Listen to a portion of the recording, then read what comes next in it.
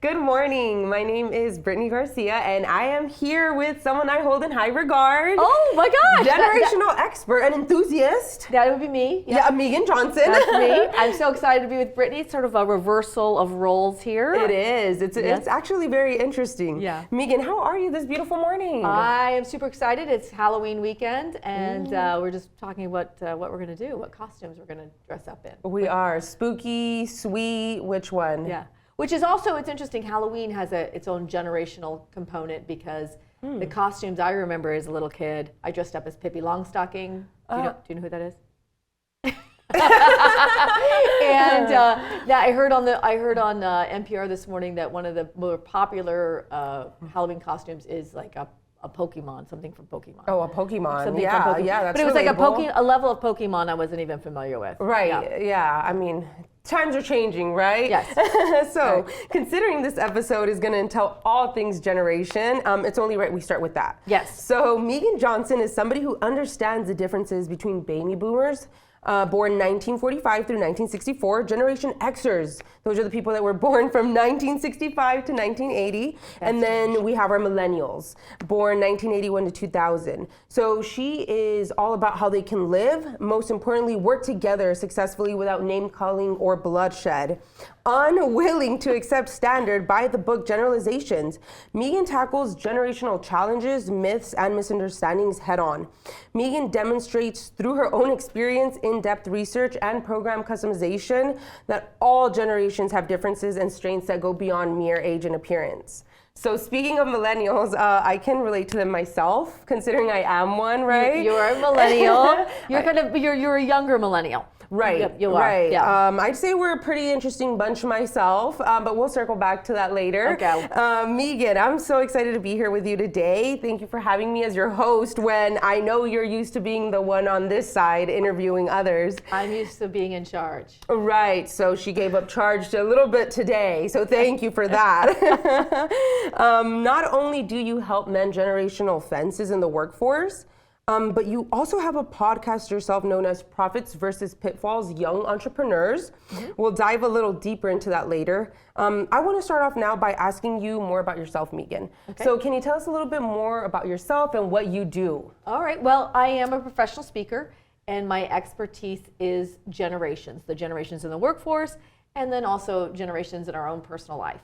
And I've been speaking professionally since, 1998. Oh. 1998. When I began speaking, I was 28 years old, and at the time, I was considered a very young speaker. Like I was a young person in my industry. Right. But that's obviously not the case anymore. But Experience. yes, now I'm one of the experienced speakers, which is such a weird. It's so weird because I see younger people entering this industry, and it's exciting because they bring on a whole new way of doing things from the stage, marketing. And it's exciting to see that, and Right. I think to myself, wow, they seem so much more polished and professional than I did when I was that age and entering this industry. That's so yes, interesting. Yeah, so I'm a professional speaker. Associations, organizations hire me to come in and talk about the generational divide, or more importantly, how to talk about the generational connection. How do we take multiple generations connect, and really how do we recruit and retain younger people without alienating or ticking off our more seasoned people, because we've got these people that have been around for they've been around for years. They've got work experience. They understand the company culture. It's important that they stay on board. They stay engaged with the job, with their career. But we also need to bring in new people. That's interesting. Yeah. So just like in the speaking industry, where I find these young people coming into my industry refreshing. The same for every industry. We need to bring in younger people, but we can't lose those seasoned people. Okay, so you are really just making sure that we don't lose track of the newer or the older generation, right? Yeah. So my goal is always that we look at the generations, and I think it's important to look across the generational line. If all we do is focus on one generation, because sometimes a client will say, we just really want to hear about millennials. Oh. And of course we love millennials.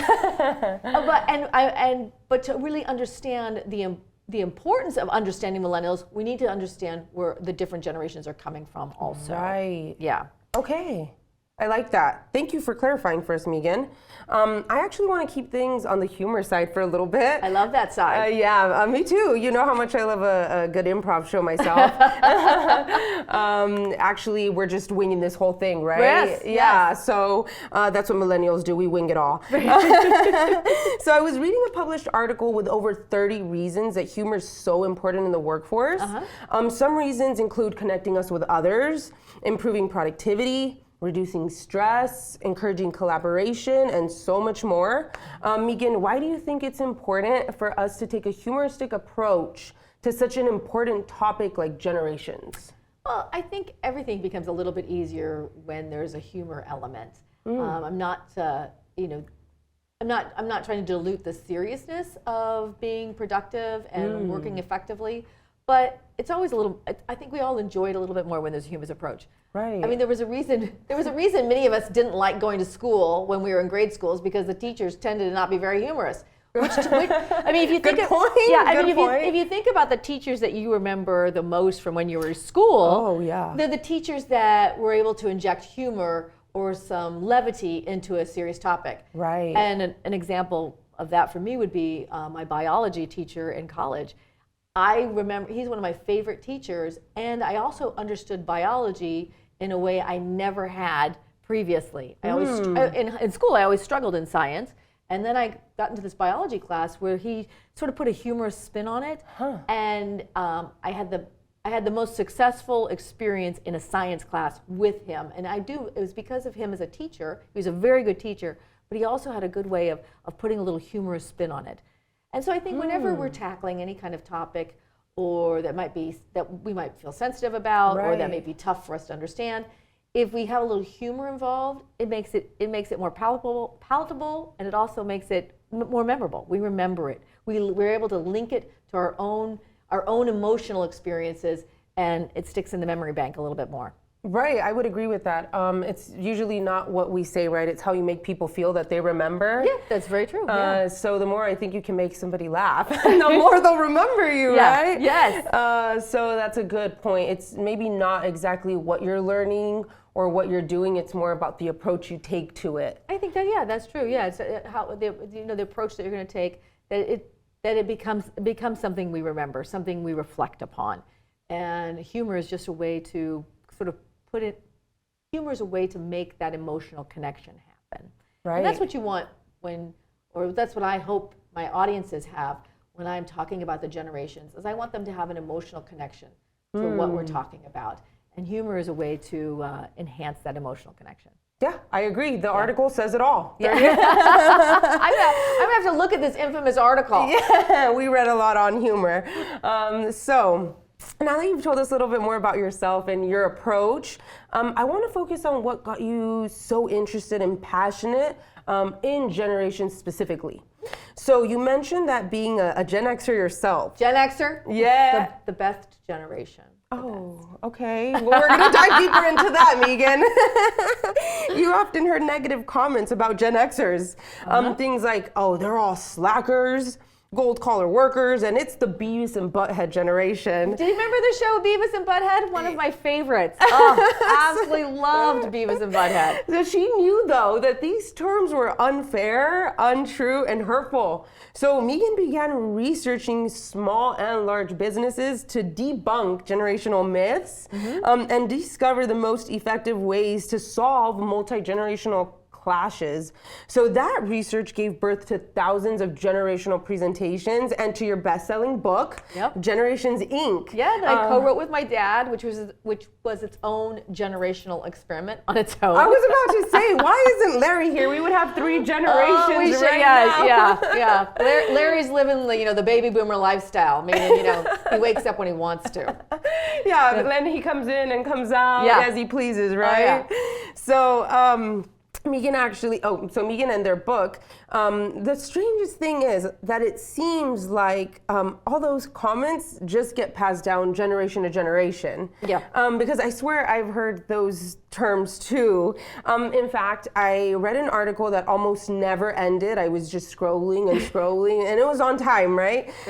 So the article was titled Millennials, the me generation. The me generation? Yeah, me. Yeah. Not the meme, the me. Meme, yeah, me. No memes. Although it does work too. Yeah. Millennials are lazy, entitled narcissists who still live with their parents. I'd love to still live with my parents. But I'd be happy to move back in with my parents. Those are good times. yeah, Larry. Yeah, where's my dad? Where are you? But the weird thing is, it ended up with why they'll save us. So, can you elaborate more on what got you so passionate about generations specifically?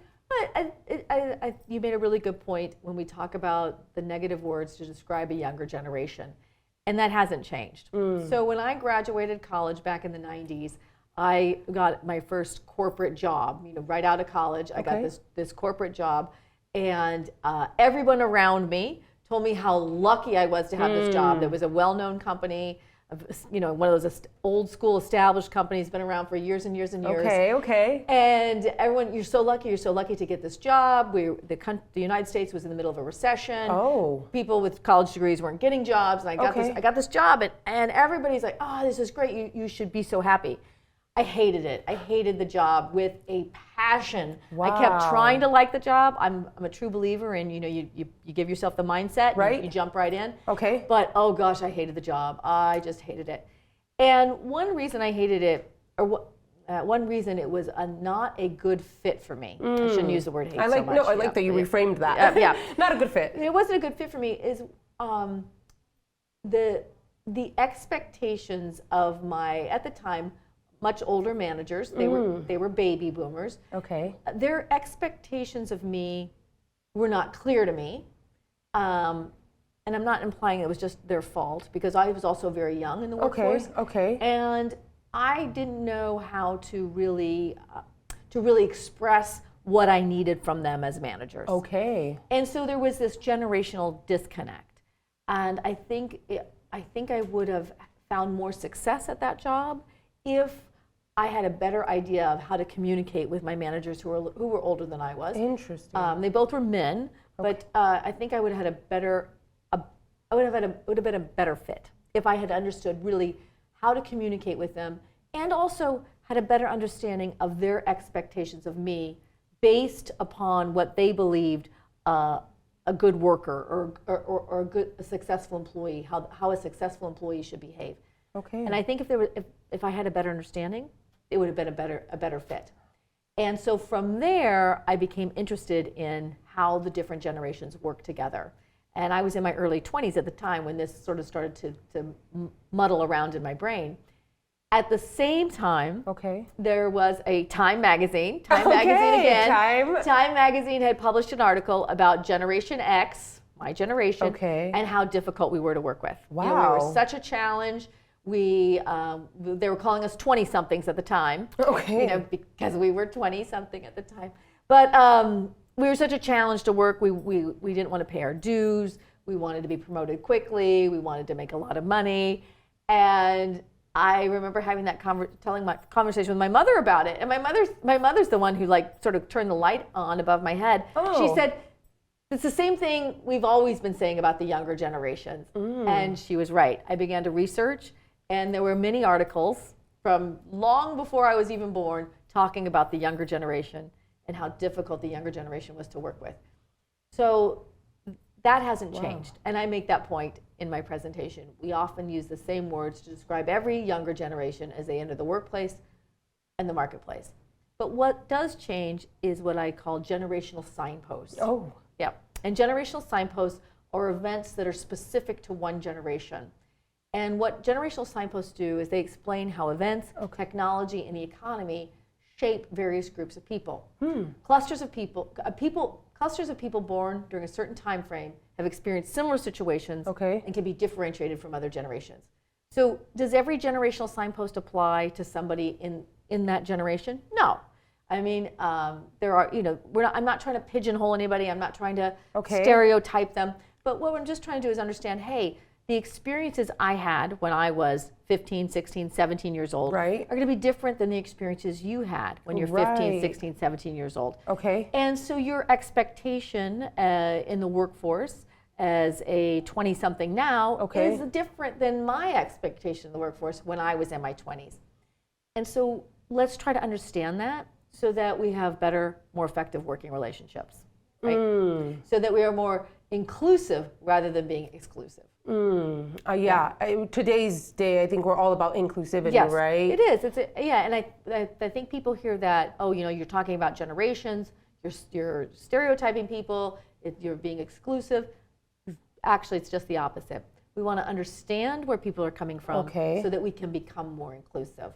So, for example, we work together. Right. Brittney is my amazing social media person. And I have discovered that you really do enjoy talking about the work, looking at the work together. I always feel that when I contact you, you're happy to hear from me, and we will go over some certain things. When I was Brittney's age, I didn't want to hear from anybody. Because every time my boss called me when I was in my 20s, it was because something bad had happened. Something was wrong. Yes. I'd done something wrong. And so whenever I'd hear my boss's voice on my voicemail, I'm like, really? I don't want to hear from him. So it just kind of some different expectations of generations.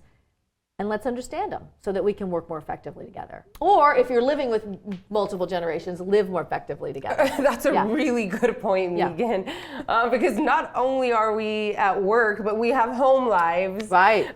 So it's important that we still keep that in mind in our homes, because of all the changes that have been happening. And I mean, the past couple years have been a lot, right? Well, yeah, especially now with COVID, you've got multiple generations in one house. Oh my gosh. And 48% of Gen Xers are expecting or planning on caring for an aging parent. So you have a Gen Xer caring for an aging parent. That aging parent may be in the house with them too. And then also Gen Xers have their children. Some of their children are still at home too. Yes. Wow, that's an interesting point.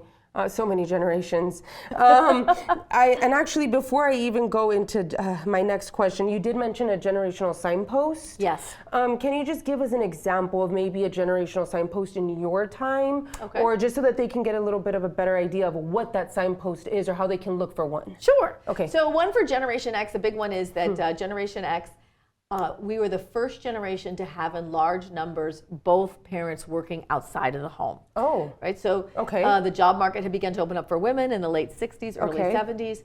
And so we were the first generation to have in large numbers both parents working outside of the home. Wow. So many Gen Xers came home to an empty house. We called them latchkey kids. And I like to joke that as a latchkey kid, you'd be let out of school. Your time was your own, because this was before the electronic tether. We didn't even have beepers then. Oh, okay. So we'd saunter on home when we feel like it. We let ourselves in the front door because we had our own key. Oh. We might have to call one of our parents just to let them know we got home okay. On your iPhone? On that, if you were lucky, you had a phone with a really long cord. Oh. It was traditionally in the kitchen, and you hoped it had that long cord so that you could step outside, close the door so no one could hear your conversations.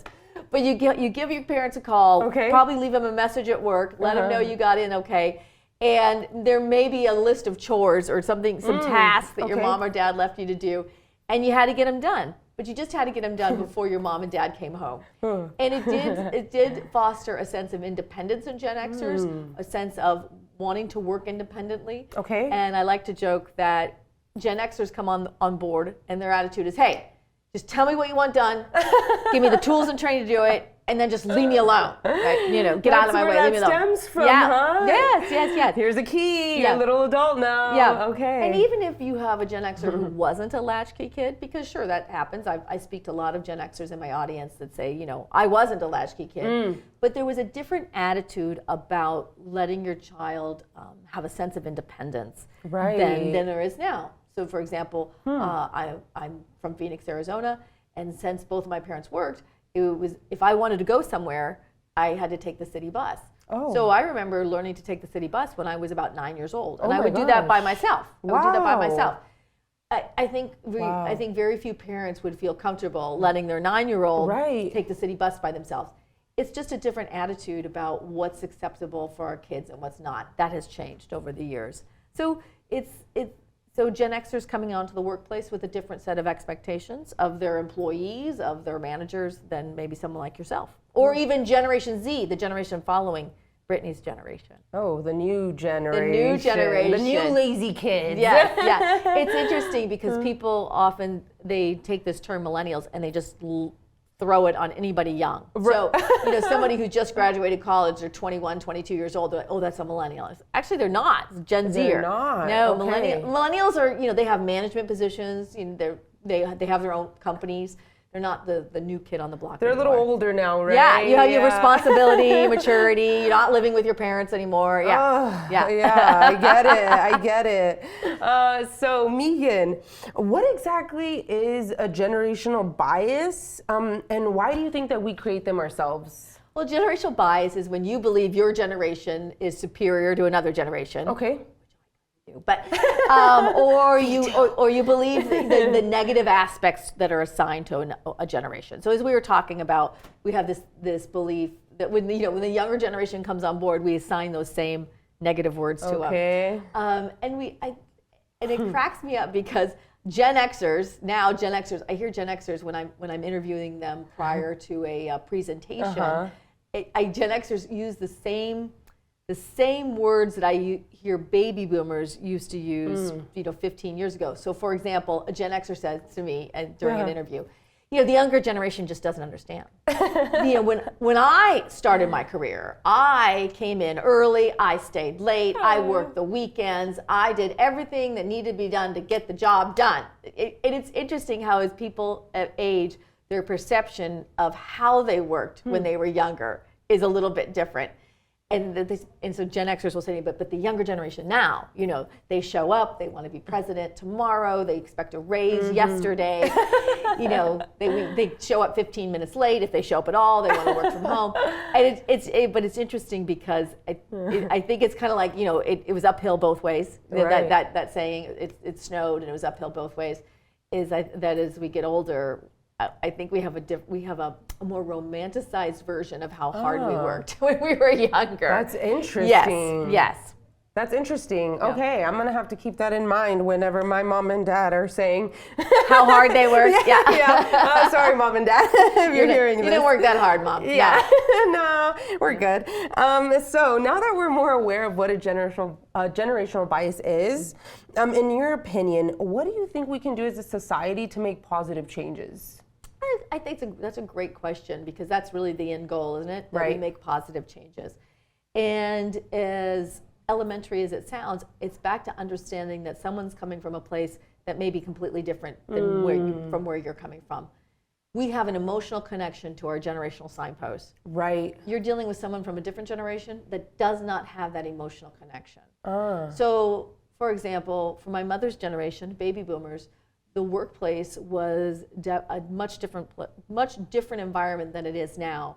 Her struggles as a professional woman are different than the struggles I've had as a professional woman. I mean, she worked for organizations where it was the rule that women were not going to be promoted to management. I mean, that was the rule. Okay. And so, even though I know that fact, I don't know that emotionally. Correct.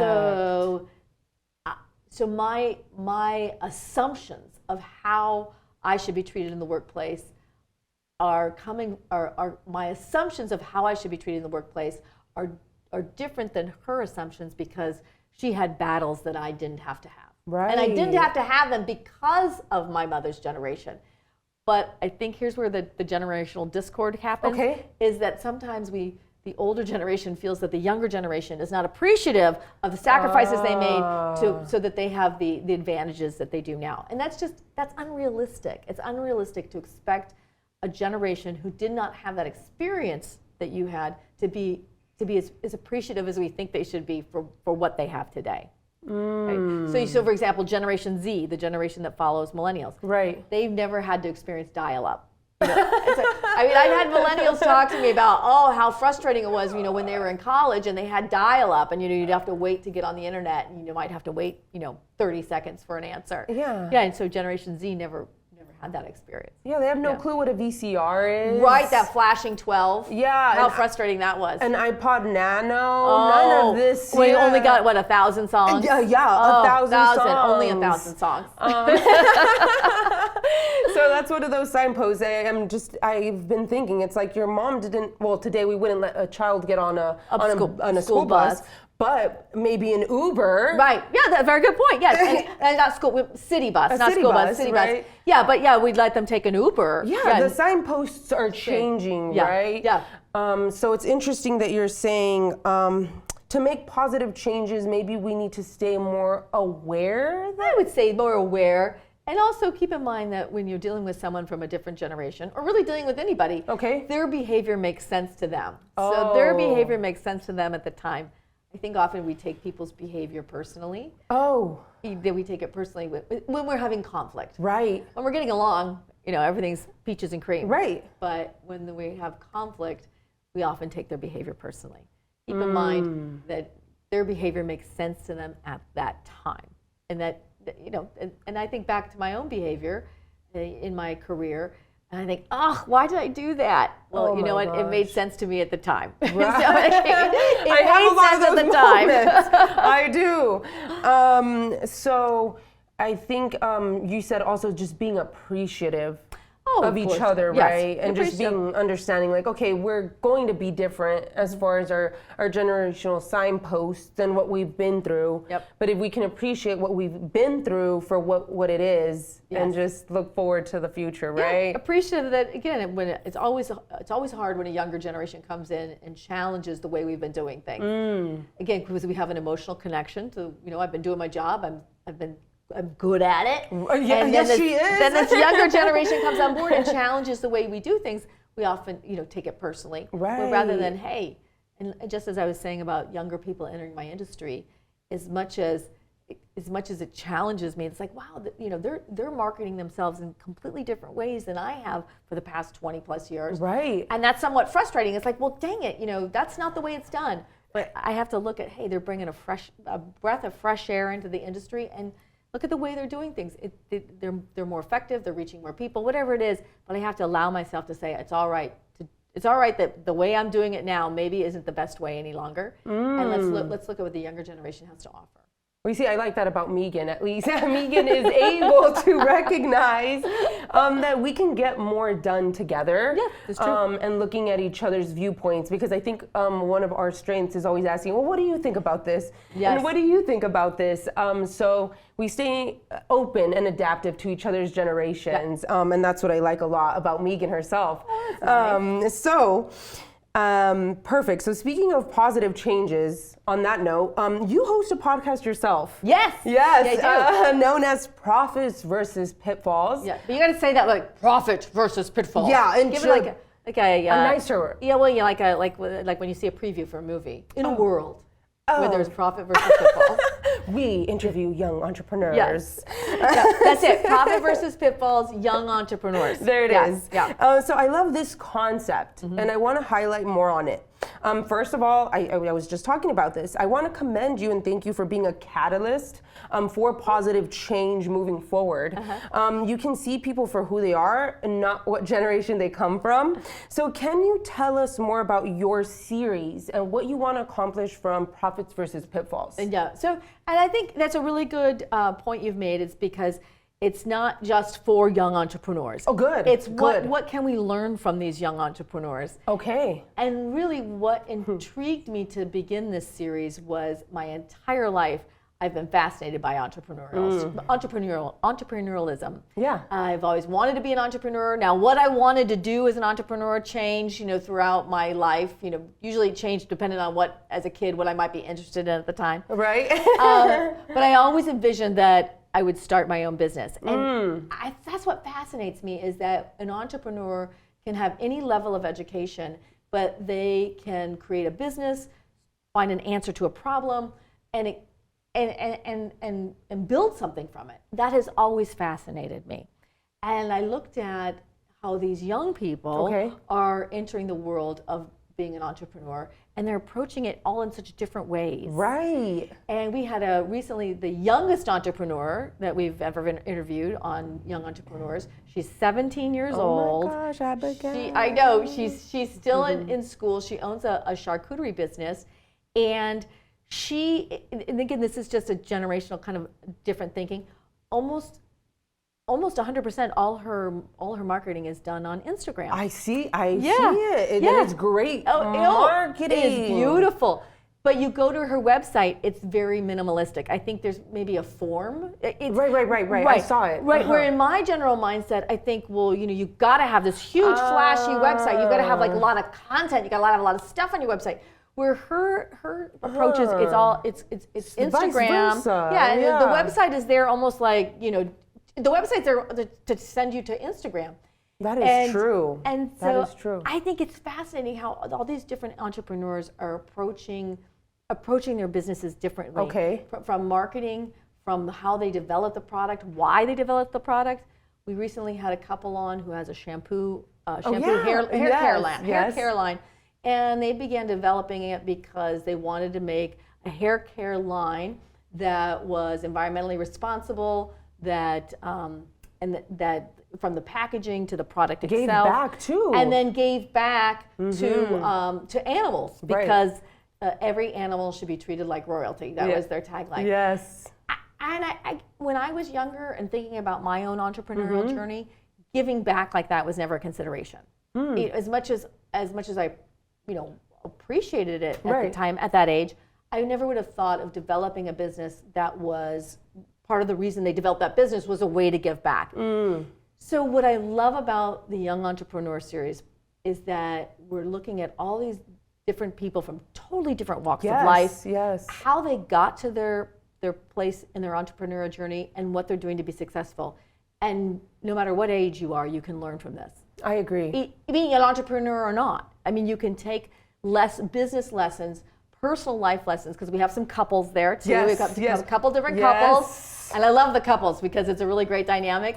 But you can take those lessons and apply them to your life, both professionally and personally. And that's what I love about the young entrepreneurs. Right. And I feel like there's always an underlying theme where most of your entrepreneurs want to help make a change, or also help the community, or just make a difference. Yeah. So it's like she's connecting with like-minded entrepreneurs that are moving forward, their business in a positive way, but also wanting to make positive change, like yourself. Yeah, that's a very good point, because that wasn't even anything I sought out. It just was something that you organically, you recognize that when you talk to the entrepreneurs about why they started their business, what are they passionate about, giving back or making a contribution seems to always weave right back into it. No matter, we've had a travel professional, we had a marketing professional, we've had the hair care line. Pig in the Peanut. Yeah, Pig in the Peanut. Yeah, it's a catering company talking about, what everything they buy is local and how can they give back. So it is, it's a very interesting theme that again, you've noticed organically seems to come through. It's nice to see. It's nice to see the generations coming together and mending fences. It is. It's exciting. For positive change. It is very exciting. So I like her series is ongoing. Yes, it is. She's always looking for new entrepreneurs, always looking for new entrepreneurs. Younger, older, all generations. All generations, She wants to learn more about what got you there. Yes. So, awesome. Especially those young entrepreneurs. Those are the ones we're looking for. Yes. She was, Abigail was her name. She was 17. She was her class vice president. No, she's class president. Oh my gosh, sorry for the disrespect, Abigail. Yeah. She's a class president. She's a full-time cheerleader. She's a charcuterie extraordinaire. Yes. I mean, this girl does it all. So yeah, she does. And we recently hired her, and she did a spread for me. It was beautiful. It was beautiful. So awesome. Thank you for sharing all of that with us today, and thank you again for the opportunity, Meagan. Now that you have been the most amazing guest on your my own show. On your own show today. I've just had a blast interviewing you. Thank you, Brittney. To wrap things up here, can you share the biggest hurdle you've faced as a speaker, author, and entrepreneur yourself? Ooh, the biggest hurdle. Oh my gosh, there were so many hurdles. Oh, I think the biggest hurdle is that, and this is, I know this personally, this is my own kind of laziness we're always getting ready to get ready. That's the one. Getting ready to get ready. And that is the hurdle that seems like I struggled with. I still struggle with it. It's like I don't want to put this online till it's perfect. I want to make sure that when we send this email out, it's got everything to the letter. And early on in my speaking career, I heard another professional speaker say, you know what, the article I write, the podcast I create, the book I produce, it's going to be more successful than the podcast you never produce, the book you never write, the article you never publish. Good point. Yeah, it's sometimes we just have to, and we always want to put out good quality. We want to put our best foot forward, but sometimes we just have to put our foot forward. You know, and it's going to be better than if you had done nothing at all. That's a very good point. So do it scared. Yes, I like that. Do it scared. Do it scared. That's perfect because it ties into that's Halloween. Oh, yes, you're so Very right. good. Very You're good. so right. And actually, we're circling back all around. So I want to circle back to that Time article that I mentioned earlier on. After what felt like 5 pages of criticism, it ended like this. Okay. So, yes, we all have that data about narcissism and laziness and entitlement. But a generation's greatness is not determined by data. It's determined by how they react to the challenges that befall them. And just as important, by how we react to them. Whether you think millennials are the new greatest generation of optimistic entrepreneurs or a group of 80 million people about to implode in a dwarf star of tears when their expectations are unmet, depends largely on how you view change. Yep. So Meagan, do you have any last minute advice for everybody that's listening? I don't think I've ever heard an interview end with implode. I almost don't even know what to say after that. I think you really said it all. It's how we all react to situations. Agreed. And that being clear on what it is we want and our expectations. Right. And what we're willing to do to bring people in on our own dream. We all have a dream, we have a vision. What are we going to do to bring people in from across generational lines to make that happen? I like that. We're going to have to finish off on that point, right? Oh, yes. That was amazing. So thank you again for your time today, Meagan. You can follow Meagan on all the social media outlets. Thanks to Brittney, you can. Yes. First of all, though, get her on her very beautiful website. That's www.meaganjohnson.com, right? Yep. So it's just meaganjohnson.com, and then on social media, it's at Meagan Johnson Speaker on Instagram. And then we'll have her LinkedIn, her Facebook, all that information so that you can follow her and get more information on Meagan. Yay! Yay! Thank you so much again for having us here today. Have a great Halloween, everybody, or a great weekend. Yes. How should we end off, Meagan? Yeah. It's the weekend. It's time to start the weekend. Right. Happy Friday. And we'll be back soon, yes, right? With more interviews. I normally don't like to be questioned, but this has been good. This was good. Yeah. Okay. All Thank you, everyone. Have a good day. Bye.